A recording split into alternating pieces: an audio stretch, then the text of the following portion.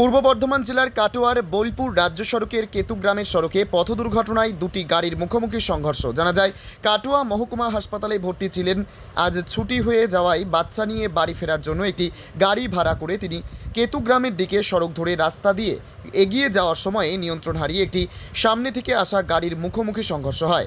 প্রাথমিকভাবে পুলিশের অনুমান, নিয়ন্ত্রণ হারিয়ে এই ঘটনা দুটি গাড়ির। পুলিশ সূত্রে খবর, এক শিশু ছিল ওই গাড়িতে, এখন সুস্থ রয়েছে, তবে কয়েকজন আহত হয়েছে। তাদেরকে হাসপাতালে পাঠানো হয়েছে চিকিৎসার জন্য। স্থানীয় হাসপাতালে ভর্তি করানো হয়েছে। আপাতত সেখানেই চিকিৎসাধীন তারা। আহতদের মধ্যে কয়েকজনের আঘাত গুরুতর। কাটোয়া মহকুমা হাসপাতালে রেফার করা হয়। খবর পেয়ে ঘটনাস্থলে পৌঁছান কেতুগ্রাম থানার এসআই প্রকাশ দেবনাথ। কিভাবে দুর্ঘটনা ঘটল তা খতিয়ে দেখছে পুলিশ। তবে পথ দুর্ঘটনার ফলে রাস্তায় যানজট হয়ে পড়ে তড়িঘড়ি থানার পুলিশ অফিসার এসআই প্রকাশ দেবনাথ কিছুক্ষণের মধ্যে যানজট ক্লিয়ার করে দেন। ধন্যবাদ জানিয়েছে এলাকার মানুষ থেকে শুরু করে গাড়ি চালকরা পুলিশকে। তবে কি করে হলো এই পথ দুর্ঘটনা, সেই বিষয়গুলি খতিয়ে দেখছে কেতুগ্রাম থানার পুলিশ। কি দেখলেন এখানে? দুটো গাড়ির মুখোমুখি সংঘর্ষ দেখলাম। তো আপনি কোথায় যাচ্ছিলেন?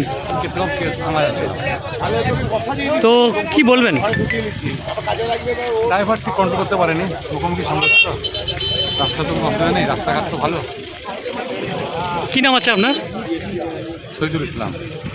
তোমার আমার সকলেরই একটাই পছন্দ, মাদার্স চয়েস।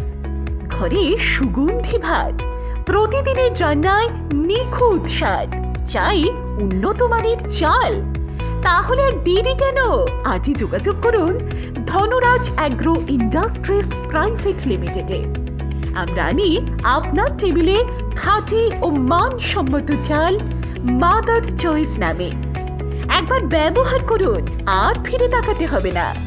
বিশ্বাসে গড়া, গুণগত মানে সেরা মাদার্স চয়েস। মা যেমন চান, চাল তেমনই।